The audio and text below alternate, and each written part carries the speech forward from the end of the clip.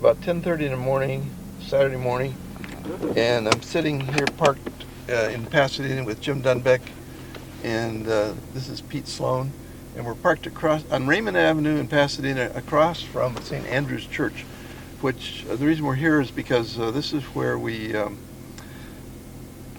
Jim first moved with Joanne and moved in with Annie and I. We lived in a little studio apartment here on Raymond Avenue, and I think it was the first place that Annie and I rented after we were married. I had lived in Pasadena before that, but I lived in a rooming house down on California Street, over towards Caltech, about by California and Lake.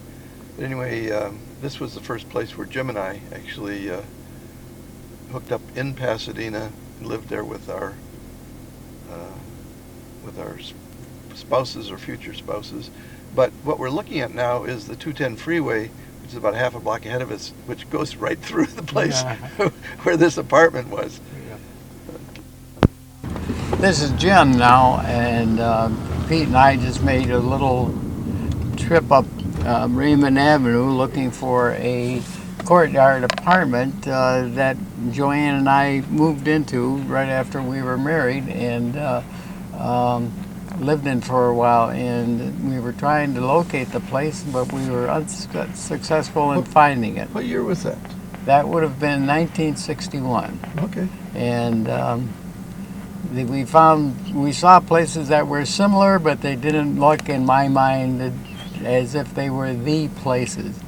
So, which of course doesn't mean anything, but you know, they might not have even been on Raymond Street, although that was my memory of it. And we, as I say, were unsuccessful in finding it. One of the things that I recalled about the place was that behind the apartments in the front, in the back was an area with a swimming pool and a ping pong table for the residents of the place. But I'm not sure you could have seen that from the street anyhow. So that's the story of the unsuccess of my search for Jim and Joe's early California days. How do I end it?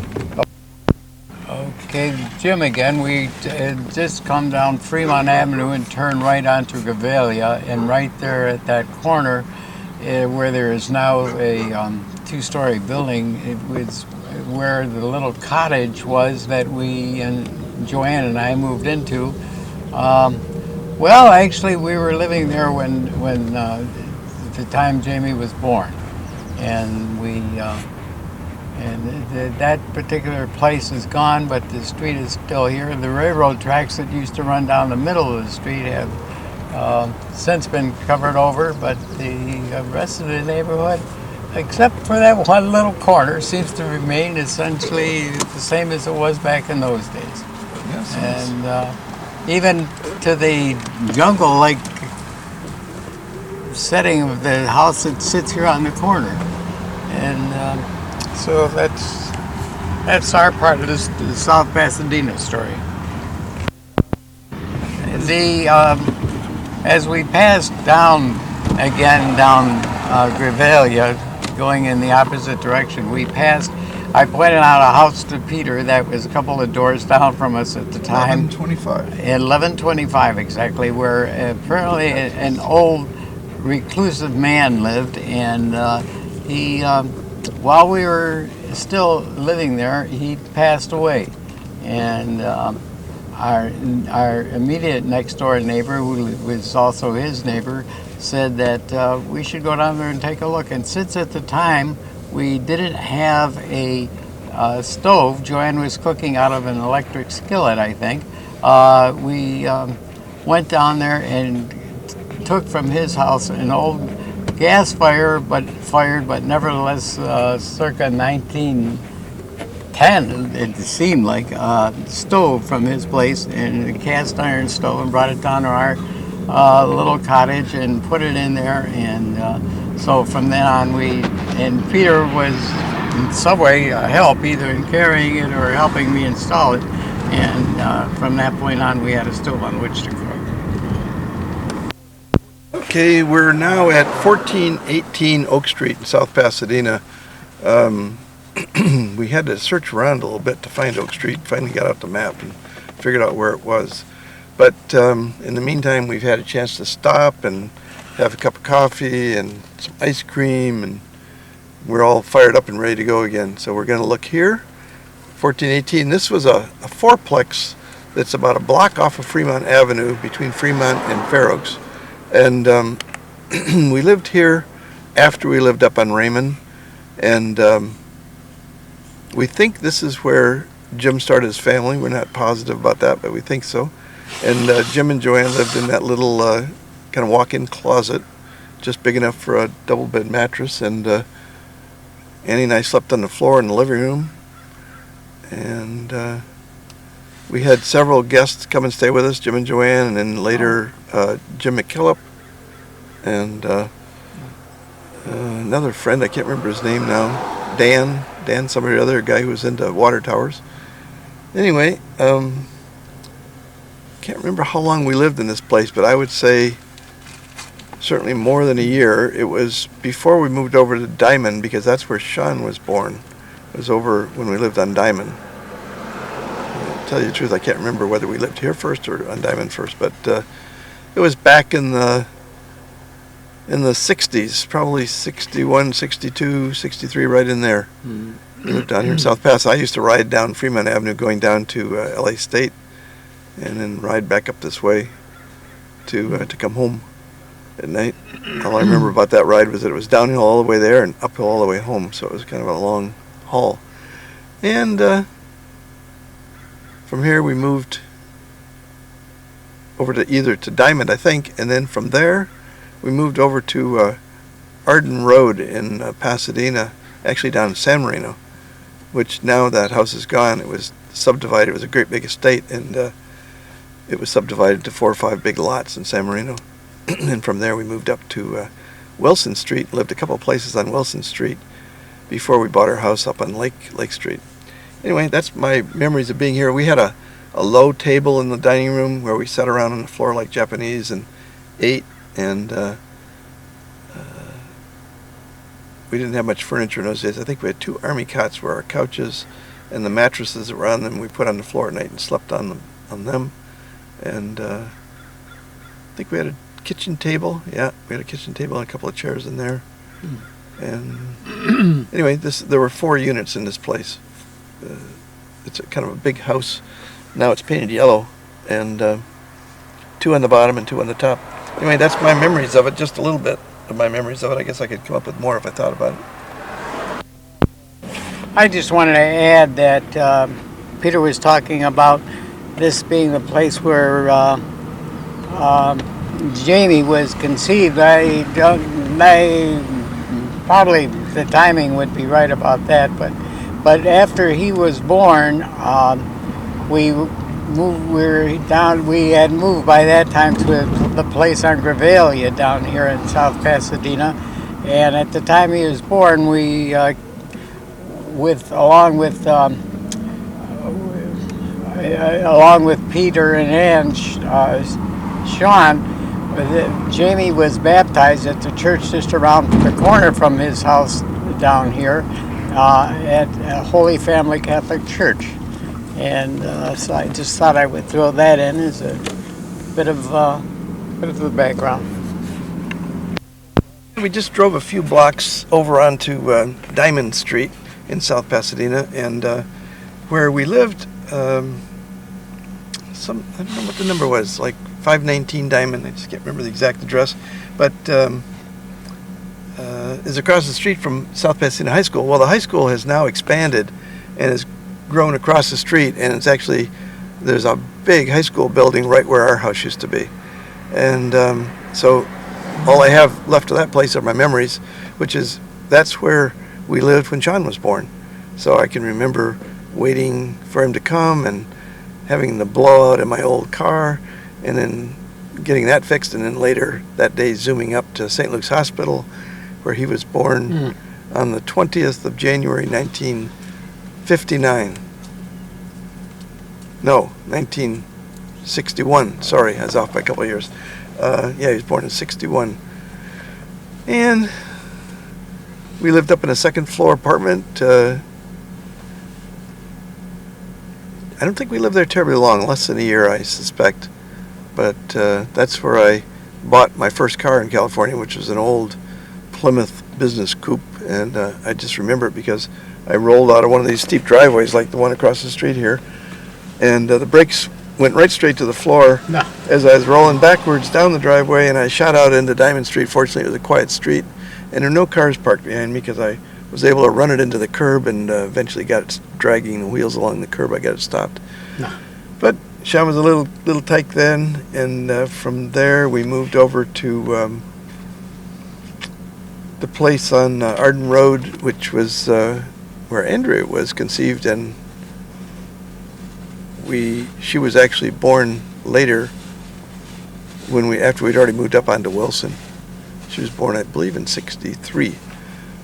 Anyway, that's a little bit of our history while we lived here in South Pasadena.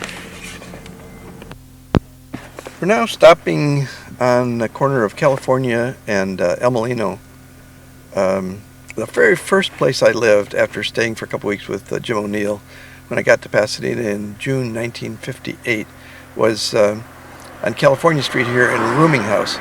And for a while I had a room in the rooming house, and then later on, after I got to know the lady, her name was Fern, I moved out to the garage so I could get a lower rent. And for room and board, it cost me only $55 a month.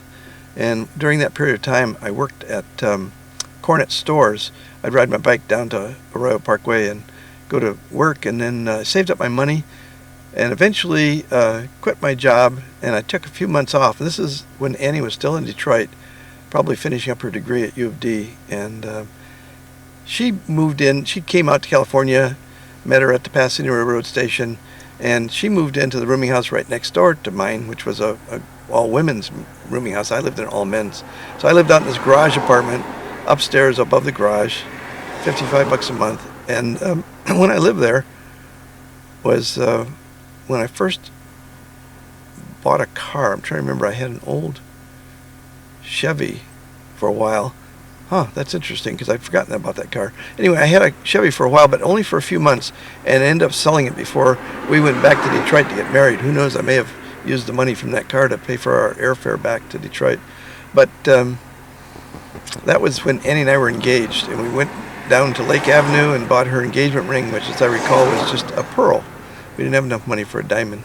And at the corner of Lake in California, there was a Baskin Robbins. We'd walk down there sometimes to get an ice cream cone. And we lived there for a few months before we got married. We got married in July of '59, so it was between sometime in maybe July or August of '58 and July of '59 that we lived right here on California Street. So I'm going to go over there and take a couple pictures of it right now because the building is still there. We just drove down by Caltech and turned down on Arden Road after leaving the first place I lived in California, which is on California Street in that rooming house. Anyway, we went down Wilson till we ran into Arden Road and drove along Arden Road looking for the place we lived, which I kind of remember was like 1040 Arden Road. I know the building is gone now, the house is gone because it was taken down and they put up 4 or 5 more houses on the property. But I lived there in the servants' quarters or the butler's quarters, whatever, and a little apartment that was adjoining the garage. They had a 5-car garage, and they had a little 1-bedroom apartment, and I lived there with Annie and with Sean, and that's actually the first place I had a garden. They had a little plot out beside the apartment, and I planted a little garden in there. And I remember building a little sandbox for Sean he played in, and then when Annie became pregnant with Joanne is when we decided we better move out of there. So we looked for a house that we could rent, and we found one up on Wilson, a couple of miles north of this place in Arden Road, and moved there. I think it was 133 North Wilson, something like that. We lived 2 places, one on either side of Wilson Street during the next couple of years before we bought our house up on Lake Street. Anyway, a few other memories of Arden Road. One of them was I was the gardener there, so we had free rent because I did the gardening on Saturdays. And it was covered 5 acres, so there's way more gardening than one person could handle. But I was out there, chopping down bushes and carrying away branches that fell off of trees and just all sorts of stuff. And in my process of macheting my way through the underbrush, I actually came across a double tennis court that had been overgrown for years and years. The people who owned the property hadn't seen it for years. They were both advanced alcoholics who were basically in the end stages of their life, just basically drank all day. And anyway, I uncovered the tennis courts. They came down and took a look at it and reminisced about old times when they'd actually played tennis. And we lived in this little tiny joint adjoining their property or adjoining their house. And it was kind of a very impoverished period because I didn't have a job. I was going to LA State and I had like a $35 car and we were living for free rent. So basically getting by on almost no money. Maybe I worked part-time in industrial supply. I can't remember exactly sure, but it was probably economically the low point of our life out here. Then moved on to Wilson, as I said. Okay, that's enough for there. Wilson, because So now I'm on Wilson Avenue, and this is where we moved up after Arden Road. And I think I'm in front of 57 Wilson, just a little bit, half a block north of Colorado, but I believe we lived at 133 North Wilson, so it was like a block and a half up. That building's gone, now there's apartment houses there. And then we also lived in a house right across the street, I think it might have been 128 North Wilson. That was the second place. It was a back house, I remember that. Sean and Andrea were both little at that time. Like, I can remember hauling around in a little wagon, and we were, I remember the floor being a painted cement floor with impressions of leaves in it somebody had put in when they were building the house. Anyway, that's where we lived when Stephen was born, was on one side of Wilson. Oh, so there's all three of them on the other side of Wilson. And then after we lived there for a couple of years, we moved up to Altadena, to our house on Lake Street. I have a lot more memories of those places, but don't feel like putting them into this tape. After stopping there on Wilson, we drove back to Colorado Boulevard about a block and turned left. And the very next street we came to was Mar Vista, a street that Jim and Joanne had lived on. So we turned north on Mar Vista, went back about a half a block, and it was all replaced with apartment houses. Even though there was no sign of any house, or he recalls there being a church across the street, none of that was there, but we did remember from just being on Mar Vista Street that's the street they had lived on. And now we have turned up north on Lake Street. We're driving up towards our house at 3383 North Lake, the house that we bought, the first house we bought, last house on Lake Street. Well, it's about 2 o'clock in the afternoon, and we just stopped at 3383 North Lake, which is the first house that we bought. Annie and I bought back in about mid-60s. And it now no longer has any deodars standing in front of it. The only deodars are the ones I've regrown at my house down in Orange. And the deck is gone. The house is now painted kind of brick red. It looks about the same, except it's a different color, and it's got a new roof on it. And it's got a big high fence all around it. And there are about 30 or 40 cars parked around the corner because everybody's out hiking. It's a beautiful December 31st day, and everybody's out hiking up and down the canyon. And they walk in through the Cobb Estate, which is one of the reasons I bought here, because I came hiking down that trail and saw this little house for sale. As I mentioned to Jim, it was on the proceeds of this house and the proceeds of Glenn's house, another part of Altadena. We put together the $10,000. We each had $5,000 that we used to start our business, and basically parlayed into all the rest of the investments that we made over the ensuing 20 years or so. Anyway, it was a good start.